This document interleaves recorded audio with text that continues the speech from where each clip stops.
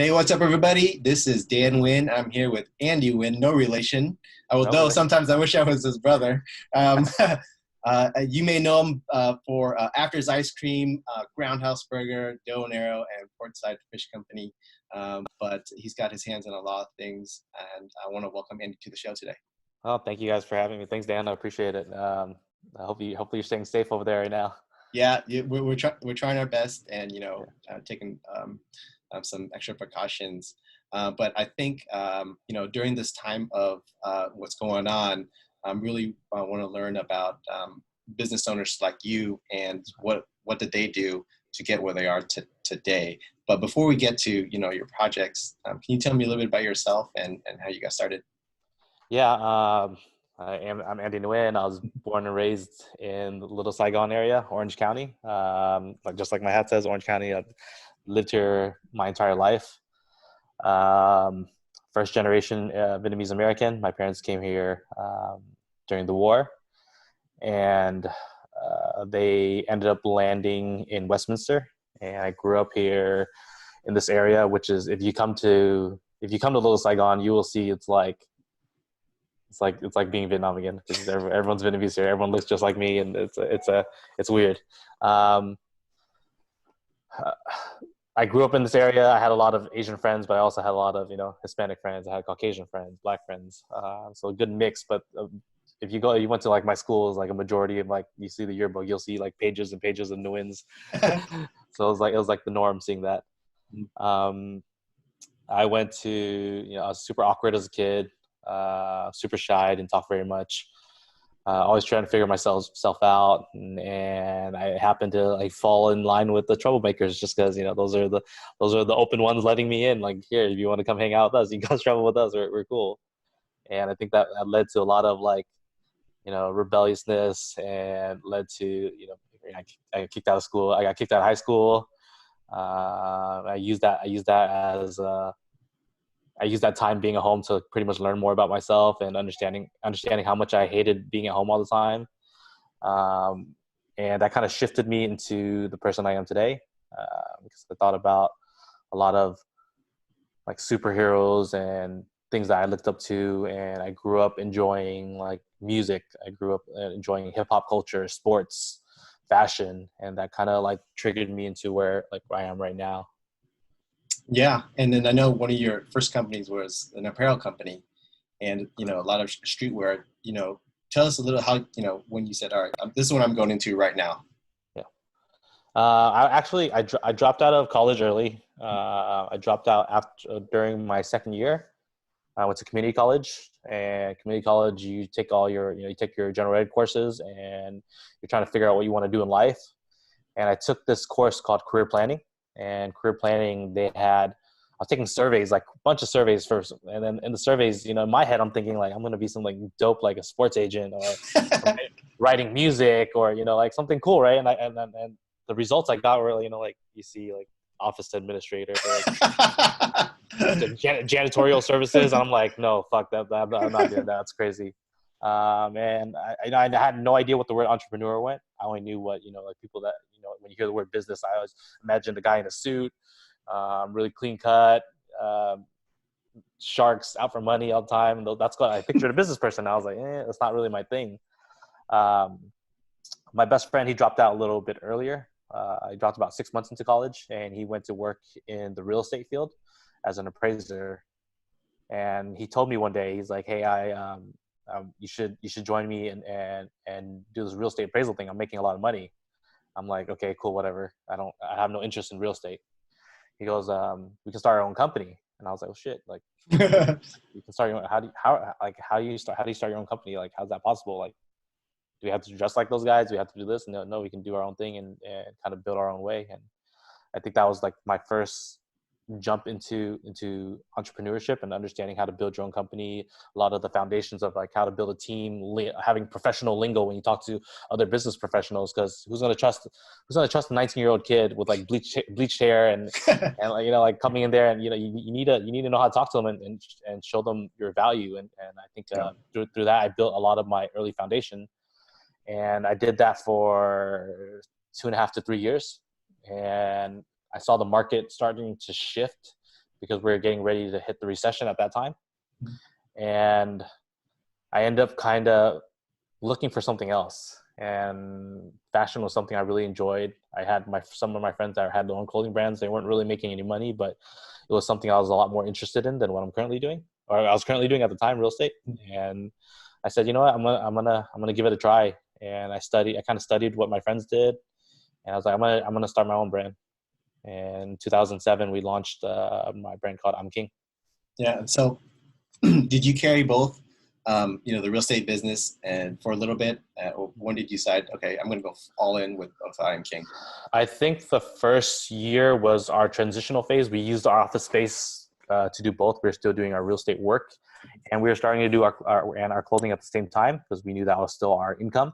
Even though the market was still shifting, we wanted to be smart and not dump everything we had, because what if things didn't work out? At least we still have some of this real estate experience. And I think within the first 6, 7, 8 months, we closed out everything with the real estate and just focused completely on the clothing side. Yeah. So going back just a little bit more in high school and college, right? You probably were your parents like, hey, we didn't come all the way to America for you to drop out of high school and college, right? Tell me a little bit about that conversation. Of course, we have Asian parents. So, your Asian parents do not play around when it comes to education.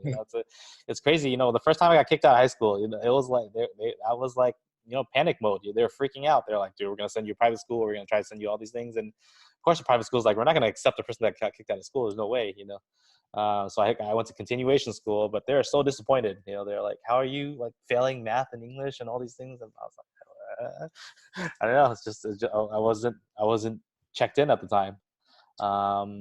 And when I first told them I was going to leave, I didn't tell them I was going to leave college. Actually, when I first did the real estate thing, I told them I was going to do the real estate thing, but I lied to them and said I'm going to do both at the same time. I'm going to study for my real estate appraisal license, and then I'm still going to go to school at the same time. But then slowly, you slowly see me transition out, and they're like, what happened to school? And I was like, I don't know. And then you don't talk about it again. Yeah, you just kind of don't bring it up. And then, they'll try to bring it up, along the way, they always mentioned it like, like, go back to school. Why don't you go back to school, please? And when I started doing the clothing thing, they're like, oh my God, you're doing clothing. How do you make money doing clothing? Like that. Yeah. That's not what they're used to seeing. They know the education route. They see people becoming doctors, pharmacists, lawyers, and those are, they just want you to be able to take care of your family and take care of yourself. And that's all they know. Living in Vietnam, you don't see somebody like, hey, we're going to start our own clothing brand in the 70s and you're going to make money out of that. It's insane. Like they don't get it. So it took them a long time. It took them a long time to transition to that. Even from me transitioning from apparel to food, they're like, why? How do you make money selling ice cream? What are you doing? Like, you're already doing okay in clothing. We kind of gave you the pass along the way, and then now you're gonna do something else again.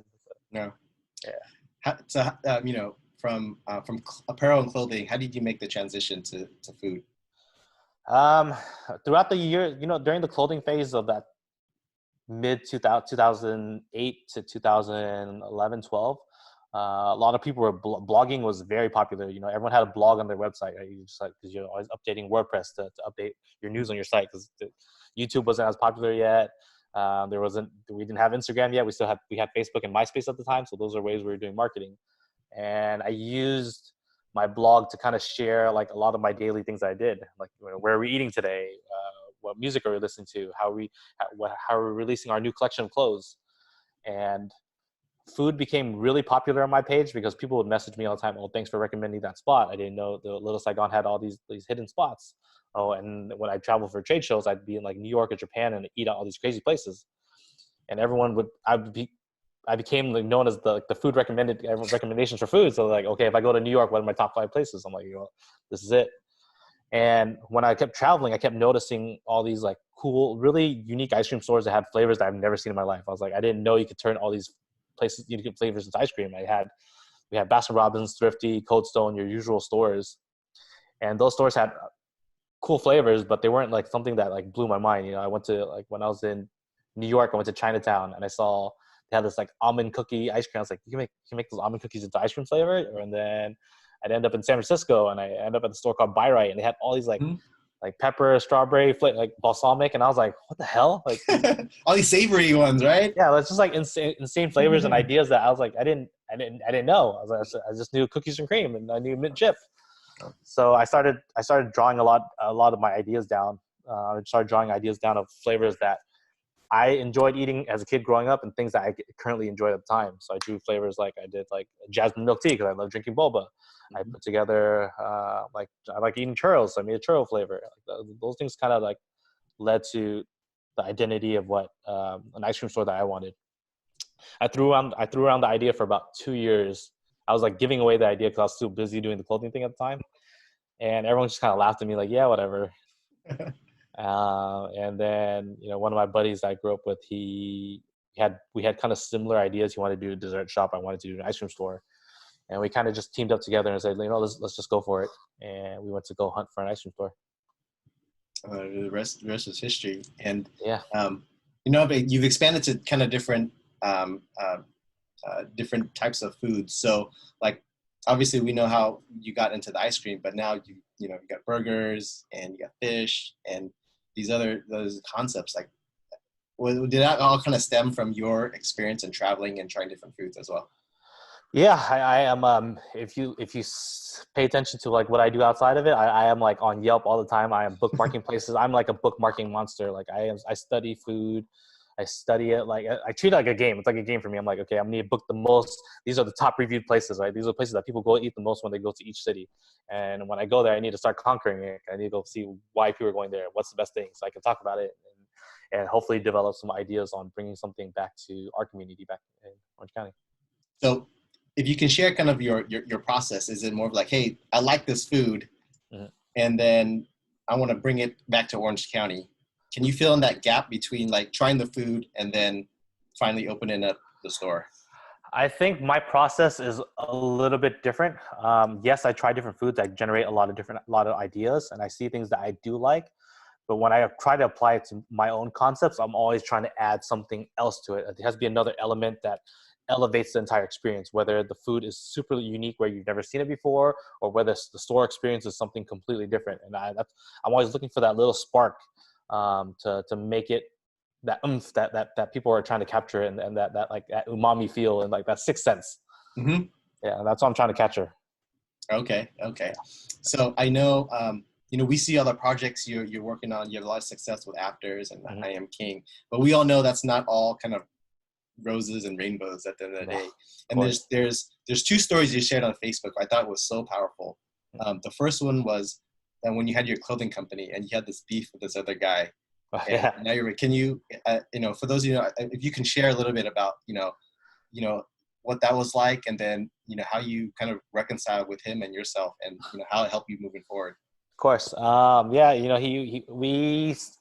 we were both starting in the same brand. Before I started my brand, I actually helped out another brand.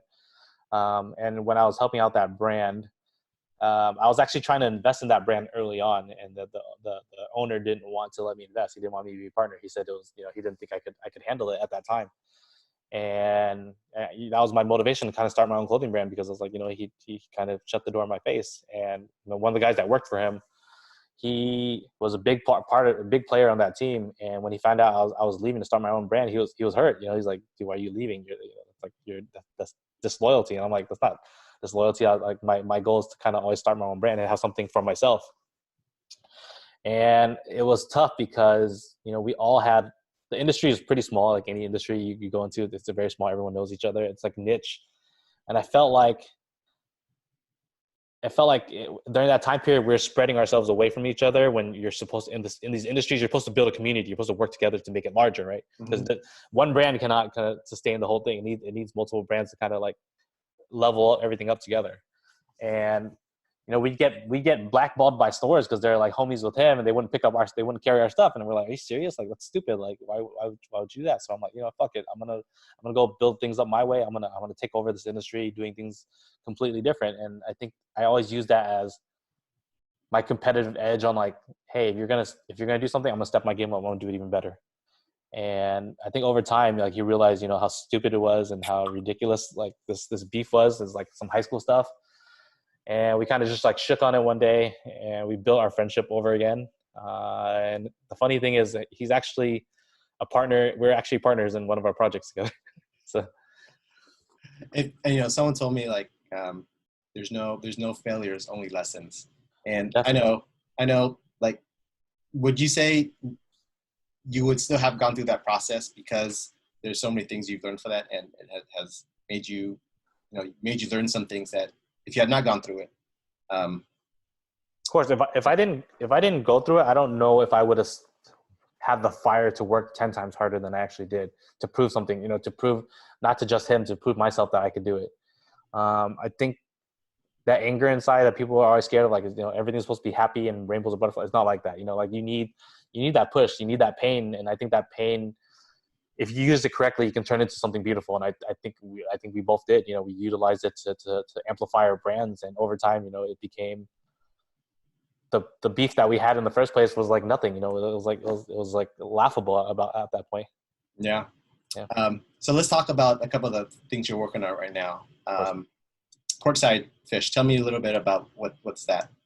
Portside Fish Co. is a seafood concept that I got approached by a really seasoned chef he was working a lot of high-end restaurants, and he wanted to do a concept at the time, and his team approached me about doing a seafood concept together. And at the time, I was already busy at the time. I didn't really want to do any more concepts. I was like, I told my wife I'm not going to do anything else right now. I'm going to kind of keep it on pause. And he's like, just come try the food, and you can let me know after. And I tried the food, and I'm like, fuck, this is good. Yeah, you were afraid of that, huh? You were afraid to go to that meeting, right? Yeah, I was. I was like, shit, dude. And I came on my wife. I was like, yeah, I just signed on the dot. We're doing it, so we're moving forward. But we opened that in our first location in Irvine, and it's done very, very well. The location we've been in, sales have increased year after year after year. And we signed 2 more locations recently, one in Long Beach and one in Glendora. Our Long Beach location is a full brick and mortar restaurant. We have full alcohol bar there, and the great thing about that brand is it honestly sells itself. We haven't done too much crazy marketing that we'd have to do on the other brands, but this brand just has its returning customers over and over and over again. It keeps increasing, so it's been a fun brand to watch that I don't have to do all the crazy stuff that I've done with everything else. Right, and I know this is kind of a little bit different from some of the other things you've worked on. The other things are a little bit more casual, but this one's a little bit more upscale, right? It's on the new location is more upscale. The first location, it's still casual, but the second location is going to be definitely more upscale. Correct. Okay, all right. And then I know you're working on Dough and Arrow. What's that one about? Dough and Arrow is a cookie shop that I have with 2 amazing females. They are the show. They are the ones that run the brand. They're the heart and soul of the entire operation. I teamed up with them because they both had a lot of experience in the industry. They had food trucks prior to this when the food truck craze was insane. They were the early pioneers on it. One was she's half Vietnamese, and she owned a truck called the Nom Nom Truck. Mm-hmm. And they were on the Food Network's Great Food Truck Race season 1. And then the other partner, she had a bakery truck, and she pretty much put like Ube on the map at the time. And I teamed up with them to help them build this cookie store.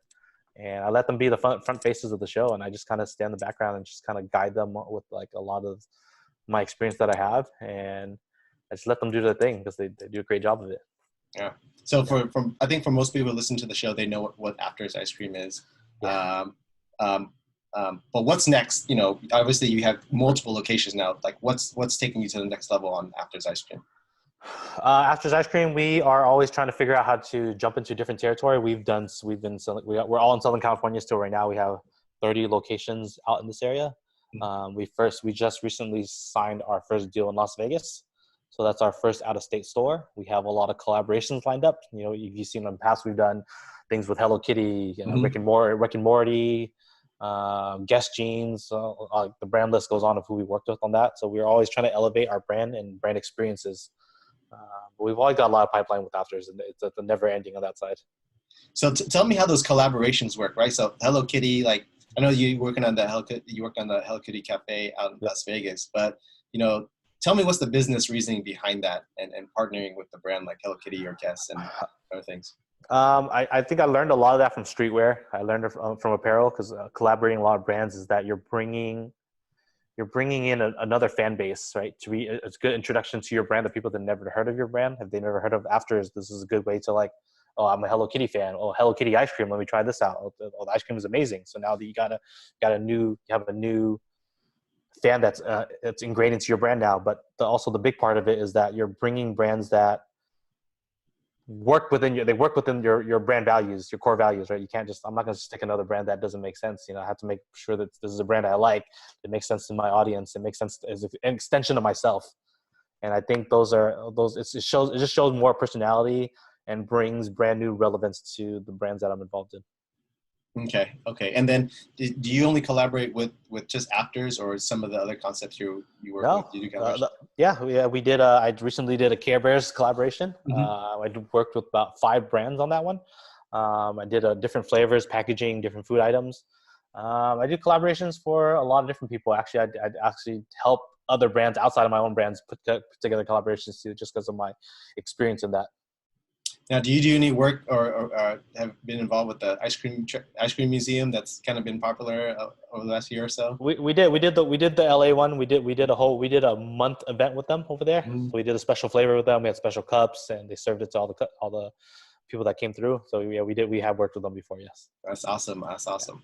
So I want to go back to another kind of story you shared on Facebook, and one of your stories that didn't do so well. And again, it Yep. was I appreciate it, because I think a lot of people think, hey, we have all these successful stories, but don't see all Of course. the failures. And you shared some powerful stuff there, but can you kind of go back and tell us a little bit about that store, and what you had to go through, and then ultimately shutting it down? Of course. I think that was my third concept, the food concept that I worked on and developed.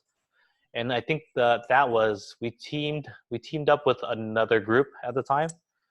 And I think we kind of rushed into how we approached it.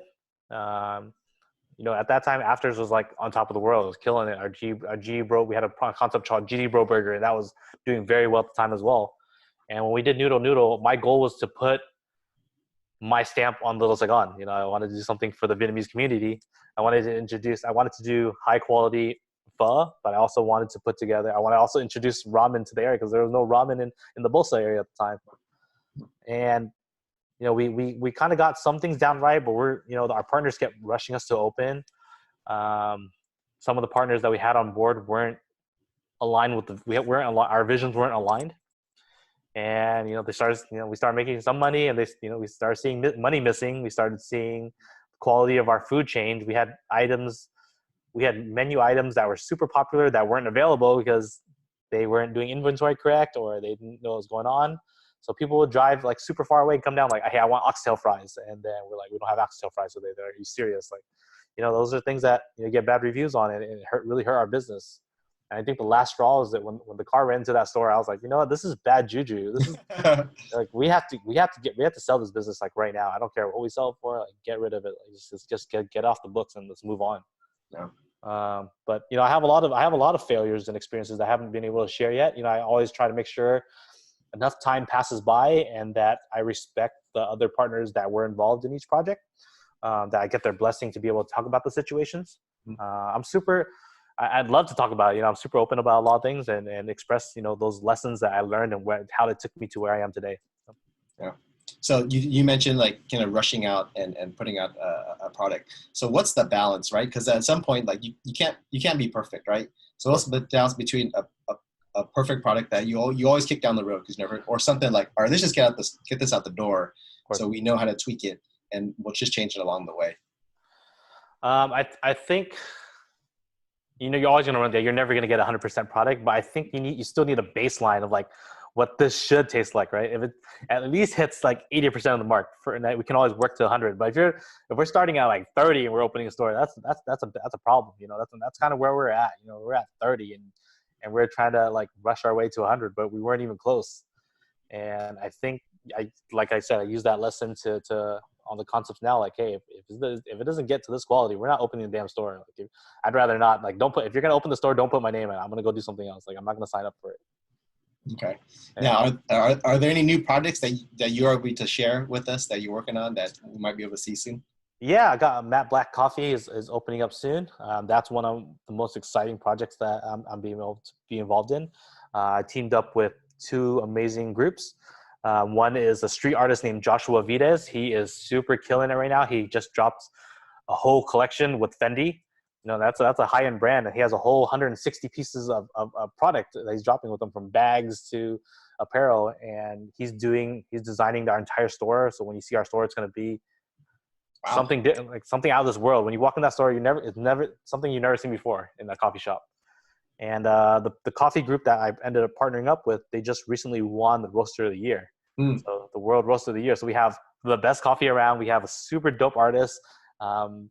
I get to be a part of it as well, and it's putting this team together, and hopefully it all works out. It's learning. Even though you have super teams, sometimes it works out, sometimes it doesn't. And have you guys picked a location for that one already? Yeah, it's opening downtown LA. Construction's almost complete. We're almost finished. We paused a little bit because of what's going on right now. Mm-hmm. But hopefully it should be done. Everything should be done by summer, and it's something I'm super excited to share with everybody. You've talked about having partners in nearly all your projects here. So what do you look for in a partner when trying to get to a project? I'm looking for partners that are super transparent, that are ready to give 110%. Some people they talk a good game, but they're not ready to commit. You need someone ready to commit and go at it. Transparency is important. Having good vibes together, filling each other's gaps, understanding your role, being able to pivot and open-minded. I think open-minded and pivot is important, because sometimes your ideas, you might have the greatest idea in the world, but it might not make sense to where you're opening or the time frame that you're opening. You might be too early. So I think when you understand how to pivot, you can always change things around and help things take off. Oh, that's awesome. Now, are all your stores, they're all corporate, right? You don't need a franchise? No franchise. Everything is corporate owned. The only thing I am a franchise of two concepts, of the Hello Kitty Cafe in Las Vegas and Seven Leaves Cafe in Vegas. And any of those stores that open in Nevada are mine. So let's talk about a little bit of that. So you've always kind of been in control with your concepts, and now being a franchisee, you kind of be at the mercy of what they do. Do you have to go like this sometimes? Like, I want to do this. Oh hell yeah! Honestly, I have a good relationship with I'll tell a short story about Seven Leaves. I have a great relationship with them even before we worked together already. We still have a great relationship, but my best friend really wanted the project. Like, he really wanted Seven Leaves, and he's been my partner from IMKING to Afters to a bunch of different projects. And he's like, you know what? I want this project. And I'm like, man, like, I don't want to sign on to a franchisee. He's like, I can't get the deal without you. And I said, you know what? You're my best friend. I'm going to do it for you. I'm going to lock myself in. But it's been good because, we have a brand that's established and known, and it's different. Like, I don't have all the control in the world, but I get to learn this side. I get to learn how to work with chains, a little bit of chains on this time around. So it's different, but I always got to learn. I'm a student of the game forever. So. And I think part of it too is like, then you don't have to always think as hard, right? I think sometimes you're like, just tell me what to do. Exactly. Sometimes they have the playbook that's perfect. You're like, okay, well, you're like, when you see the playbook, you're like, oh, I would have never thought of that. Oh, that's a great idea. So yeah, I've learned a lot from working with them at the same time. Yeah. You also talk about, bringing on the right people, right team. So, on one side, what do you're talking about what do you look for in potential partners, but then what do you look for as teammates? You're bringing someone on for your project, not as a partner, but maybe someone working for you, right? So what do you look for in those types of people? I look for a bit of extension of myself. I think I'm always looking for someone that I can get along with, I can talk to. I think I always usually think of myself as a pretty friendly guy, and I would like to have people that are friendly to talk to, because I'm in the service business, and if you can't have people that are friendly and welcoming, then it's going to go downhill no matter how good you are at your craft. You come in, you're just yelling at customers, you're yelling at your staff. It just doesn't work well. So I'm always trying to find like really good people with really good hearts, and making sure that they're looking out for me and they understand that I'm looking out for them at the same time. Awesome. So we're kind of like at the end of the time here, but there's a couple rapid fire questions I want to ask you, okay. And just answer the first thing that pops in your head. Okay. Okay. Who do you look up to? My parents. All right. What's the best business advice you've ever received? Best business advice: keep trying. Like, your first business may not work out. Your second, third, fourth, fifth, seventh, 10th, 20th concept might not work out, but that 21st or that 50th idea that you have is that one time that you need to be right, and that could completely change your life forever. What's the best business book you've ever read? A book that changed my life is Start With Why by Simon Sinek. I read that book during my clothing days when I was in a weird depression mode, and a book really like turned me around, and I used that. I like When people ask me which book I recommend first, it's like that's a good one to understand why you're doing things before you actually do it. If you could do one thing over again, what would it be? Nothing. All right. Nothing. The things if I change anything, my life wouldn't turn the way it became. So I'm just enjoying life as is, as it should be. All right. And then finally, what's the biggest challenge in your business today? Biggest challenge, you deal with a lot of different personalities, and like I said, even though you have good business partners, you're dealing with people that everyone thinks different. Like I might not always have the right answers, they might not always have the right answers, and I think it's always challenging to get on the same page because it's always a little bit different. So I think no matter how strong or big your brand is, that's something you're always going to fight when you have partners. All right. And then lastly, real quick, because you're wearing the hat, you started this, brand Orange County recently. Can you tell me a little bit about that and this mission and what you're trying to achieve with that movement? Of course. Orange County is the place that I'm born and raised in, and I always felt like the city has always been overlooked. And I think there's so many great things that come from this community and so many amazing talent that comes from here. And I wanted to use this platform to get people to represent the area. I kind of got tired of people wearing LA, like, why, like, you live in Orange County, why are you wearing LA shit? Like, should be like, LA is a great place, but you need to be repping for OC. Like, if people ask you where you're from, you need to let them know like Orange County, you put it on the map. And I think that was always something I wanted to do. I wanted to have a gift shop that had, like Orange County, everything that you can wear and be prideful and let people understand, like, we're a great town. We have so much talent here. We have so much opportunity in this melting pot, and it's my platform to share stories and put others on the map. Awesome. And so, if we want to talk to you, learn more about you, learn about what you have, where can we find you? Instagram is probably one of the easiest places to find me, at Andy the Win, and my email, andy@orangecounty.com. It's easy to find me. All right. Hey, Andy, thanks again for your time. If you haven't had his food, after his ice cream, portside fish, Donero, look at his LinkedIn. It's like 4 pages. All right. You got to go at that. But thanks again for your time here. I appreciate it. And thank you for sharing from the heart, some of the stories you had to go through. And no, thanks for having me. And hopefully everyone stays safe during this time period and makes it through this. So we got to fire our way through. All right. Thanks again. And hopefully we can talk again soon. All right. See you guys.